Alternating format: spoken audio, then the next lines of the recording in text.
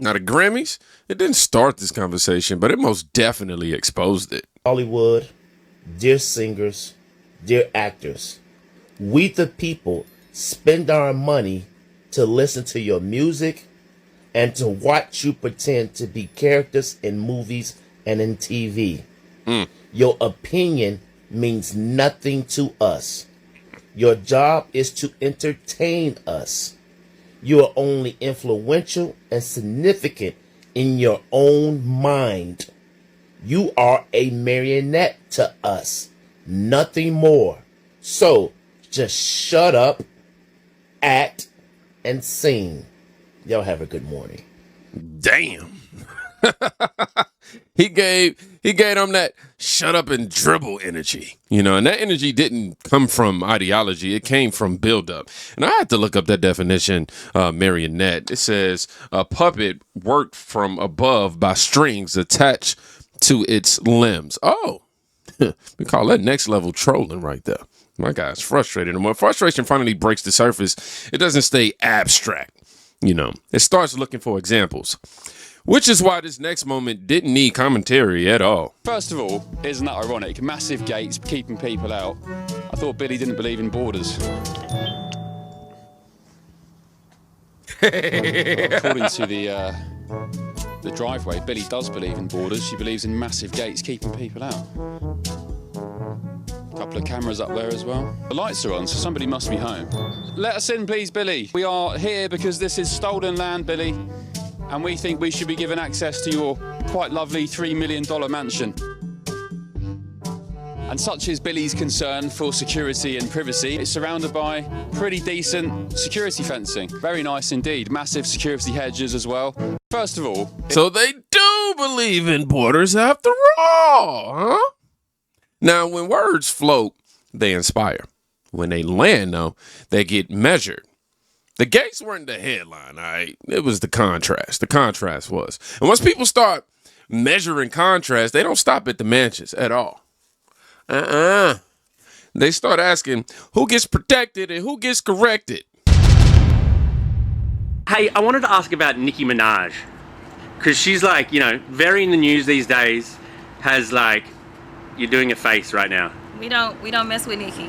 You don't mess with Nicki? No, we don't mess with Nicki. Did you used to mess with her? Oh, of course. I mean, you had to, but I will be clear, I have always loved Cardi more. Things were right to love on Cardi more than Nicki. Totally. So you kind of flipped on her. What was the... Y'all see that? The divisiveness already? Moment you decided that I just can't anymore. I just don't do sellouts, especially in this moment, right? Like, things are too serious. There are too many people that are being harmed. And especially with her being an immigrant, then deciding to go and cozy up to this administration that is specifically putting targets on the backs of immigrants and anyone who stands with them. Even if they're U.S. citizens, they can catch a bullet. That is wrong. And I don't even understand how you can play with it and pretend like it's anything but wrong. Why do you think she's doing it then? Listen, I don't know if it's because she looking for some papers for some people, or if she's looking for them other papers, because I hear that she got family members that's got a few little issues, right? And so maybe she needs them other papers, because he love to hand those out, usually at a cost, right? But going after people like Don Lemon, who I love dearly, just wrong. Like, she's just on the wrong side of history. So I hope that people remember all of this when she comes back and she's broke and she's begging for money and support, because something tells me MAGA ain't gonna do it for her. If Nicki came out with a summer jam and you couldn't not bop your head to it, do you think you'd still have to turn it off when you're in the car to come on the radio, or can you divorce those two things? I think that there are plenty of people. I'll give you an example. R. Kelly, right? A lot of people took issue with R. Kelly. R. Kelly obviously is serving and doing his time right now. But something tells me that people are still bumping R. Kelly somewhere, somehow, right? I think that there are people that can divorce the art. For me, it is more so about your dollars. Are you going to support with your dollars certain things? Because it's the dollars that have given her a platform in the first place. Otherwise, Donald Trump wouldn't even know who she was. No one would know who she was, but for the dollars that were used to support her that allowed her to have the platform that she has. Do you want to continue to support or elevate a person's platform who's then going to turn around and do things that are demeaning to us as a society? It's interesting to me that she's the MAGA hero right now, but she's not included in their halftime Super Bowl show. You know how they're doing a Turning Points halftime show? Kid Rock is headlining. I assumed that Nicki was gonna. This is truly beneath my IQ. This the conversation that they're having right now. Like, wow. Headline, but she's not even on the bill. It's a pride. Why do you think Nicki's not on there? She may now understand her place as it relates to MAGA, but maybe she won't. Who knows? It's always the same thing. I'm serious. You think for yourself, all of a sudden you're joining a cult when you're really departing from the cult. You see how you just lose all support just because you got different political views? That's crazy. That was not criticism. It was separation. A line drawn in public. A signal sent privately, though. And once that line exists, everything said after it carries weight, that's just as simple as that. Especially when the person on the other side of the table decides not to soften the response. Nicki Minaj didn't hold back any punches when she clapped back at the Grammys for taking shots at her last night. Trevor Noah, who was the host at the Grammys, took jabs at Nicki Minaj last night over her support for Donald Trump. Nicki Minaj didn't hold back in her response at all. Nicki Minaj let them have it. I bet they weren't expecting this. Nicki says, your favorite artists have been practicing rituals in a satanic cult where they take babies from other countries and mutilate and kill them as a form of blood sacrifice to their God. You see, when your master is Satan, you must constantly shed blood. However, the jig is up. By the way, the Epstein files prove that she's not just talking nonsense and that they are dismembering babies and eating them. Nicki said they do this as a sacrifice to their God. Well, guess what one of Epstein's accounts was called? Baal, B-A-A-L. This was an ancient god who they sacrificed babies to. Nicki went on to say, as they do their ritual tonight, speaking in regards of the Grammys, God Almighty will reveal himself to them. The ritual will backfire on them. God will not be mocked. Blessed is the mighty name of Jesus Christ. Every tongue that rises up against me in judgment shall be condemned and put to shame. Watch. Nicki then said, are y'all understanding that these people have been sacrificing children as a way of gaining and maintaining power? If you ever vote Democrat again, you're just as soulless as they are and will perish. Maybe it's time for me to do some story times since I was trying not to say what I know. Nicki Minaj is calling these people out for their satanic rituals and sacrifices that they make, and she's standing on the side of the Lord. Now, because of the Epstein files, we know many of these people are involved in these satanic rituals. And think about it. If they're calling Nicki Minaj out over her support with Trump, what does that tell you about who's really involved and who's not? I'm going to give you guys a list of everyone who's named in the Epstein files. I'm going to let you guys know and discuss it with my inner circle. Head over to my Patreon page if you want to join the conversation. Subscribe, and I will see you there. God bless. Now, this wasn't about timing. It was about accumulation. Public jokes, public labels, private silence. When someone reaches this point, they don't aim at individuals anymore. They aim at structures. And once that happens, support becomes revealing. Not who agrees, but who shows up. Baby, y'all can say what the fuck y'all want about them motherfucking Republicans, but bitch, they whacking shit behind Nicki Minaj. Ha! Bitch, whacking shit. Hey, shout out to Alex, Trump advisor. Bitch, whacking shit behind Nicki. Whacking TMZ. Whacking Shade Room. Whacking Jay-Z a little bit. I thought y'all said they was paying her dust. Whack. Now y'all blame her for the Epstein files. Whack. I didn't know she had this much power. Whack. Bitch, we whacking everybody, bitch. Roger that. Roger motherfucking that. Baby, y'all can say what the fuck y'all want about them motherfucking Republicans. Attention shifted fast. Not because minds would change, but because loyalty was visible. When, I went to the wrong screen. When, backing comes from unexpected places, it forces an uncomfortable realization. Belonging isn't guaranteed. It's conditional. And once people see conditions clearly, they start reevaluating every institution that claims moral authority. Hence. What is your beliefs on, what the church should be doing in regards to this climate? I think that we should be intentional about being very vocal about that. First of all, Jesus' mom and daddy were immigrants. So, but we need to be very. You better. So better we, let 'em know. we just need to be very careful to not be arrogant and prideful. And I think that we need to get in the streets and to be able to save and love as many people as we can. And when I say save, I'm not talking about just their souls. I'm talking about their lives. We need to be feeding people, taking care of people, looking out for people. Because the way the government is happening with this change in AI, it's going to put a lot of people out of work. So we need to be more compassionate about the human race. Now the conversation widens. Music becomes meaning, faith becomes framing. In the moment belief enters public debate, interpretation splits. What's compassion? What's obligation? What's performance? Those questions don't disappear. They follow the same pattern we've already seen.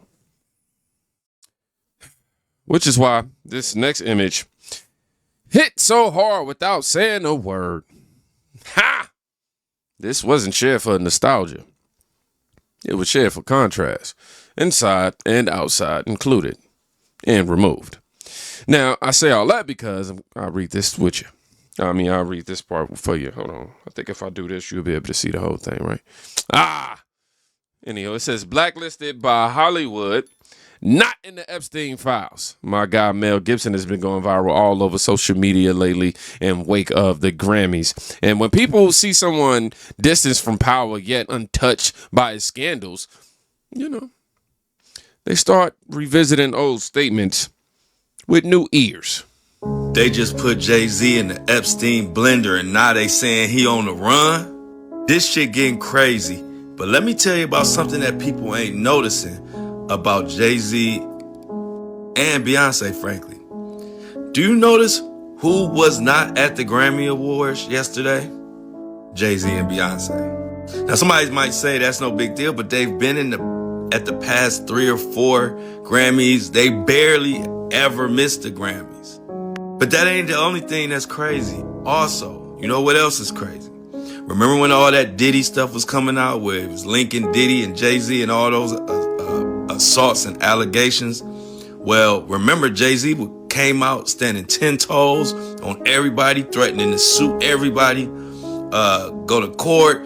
He said, why don't y'all make it criminal? Remember, he was talking hella shit. But his name get mentioned in this Epstein blender shit, and I ain't heard from him. Kendrick Lamar broke Jay-Z's record for Grammys, and with that being on the line, wouldn't you be there? Jay-Z is the ambassador to hip-hop. And one of the young and up-and-comers break your record at the Grammys, and you ain't there? And you ain't speaking out about this shit? Why was your name on there? If it was just your name, what? Explain it then. Because right now, Jay-Z and the rest of the celebrities, they so quiet you can hear a cat piss on cotton. And I don't like it. What if I told you? Now, absence invites interpretation, especially when trust is already thin. Nobody needs proof to ask questions. They just need inconsistency. And once questions start circulating, they don't stay isolated. They pull older stories back into the light. Not here. She is not here.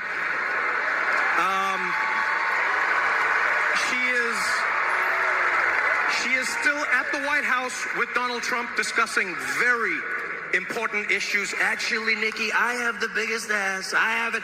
Jennifer Hudson. Now, we know Trump helped you out when you needed help now. Now, you shouldn't even be smiling. You know Trump helped you out when you needed help. I think he let you stay. He let your family stay in his hotels and shit when your house burnt down or broke in, something like that. But we know he helped you out. So for you to get sick, for you to be all these faces, it's just outrageous. You feel me? But I guarantee you, Jennifer Hudson, stop being fake. Tell the world how Trump helped you and your family, okay? Don't be fake now, okay? Do not be fake, okay? Because that's what this video is giving. It's giving real fake, okay? All right? You smiling and shit. Nah, shorty. You should have grabbed the mic and told they dumbasses how he helped your ass out. okay? Because none of your celebrity buddies didn't help you out. It was him. The Orange Batman helped you out. I'm just saying, we all remember. We all know. It's crazy. Look, details get debated, corrections get posted. But the reason this clip sticks isn't accuracy, it's recognition. You know what I mean? Help, distance, silence. The pattern keeps repeating. Which brings us to a voice that warned about it long before hashtags made it profitable. When I came over here, I was in my mid-20s. Right. The first time I really came over here. You know, I had a whole bunch of weird paranoid suspicions about what the hell was going on because there was a lot of stuff I couldn't understand. Right. And nobody was really bothering to explain it to me. They don't. And and I formed a bunch of opinions about the town and about the people in it that were like, surely that couldn't be, because the whole place can't be like, you know, Weird Town, you know, where the stranger wanders in and all the people are in the bar and they all shut up when he looks at them and, and they tell you don't go into the house on the hill, and it's like that. And then you go away and you think, no, I was wrong. I mean, that's insane thinking. I'm paranoid. I imagined that stuff. That couldn't be the reason for why so-and-so was acting like. Could it? And then you find out later on the track that you were exactly on track with a lot of this stuff. Not specifically on track, but that you could, that some of your worst nightmares were real at the time. And you think, it does rip your life to pieces. Does it? If you'll let it. Yeah. And it's always pounding at the walls. It's like these little guys, these little heathens with no soul downstairs with horns on their head with a battering ram trying to like beat your walls in. Yeah. But it doesn't take very long before you realize, or before it gets to you. It's cascading on you all the time. You can't get away from certain attitudes, from certain modes of behavior that this town and the industry dictate. And no matter how strong you are when you come in off the farm with those convictions and a certain line of attack, no matter how strong you are going to be affected by this place. No, it's going to divert you from where you were going. Sure. You're going to be diverted. You'll eat yourself alive here. And I think it takes that kind of cockroach resilience to survive in this town. I mean, this is a bizarre place. The social contract. You can't get mad.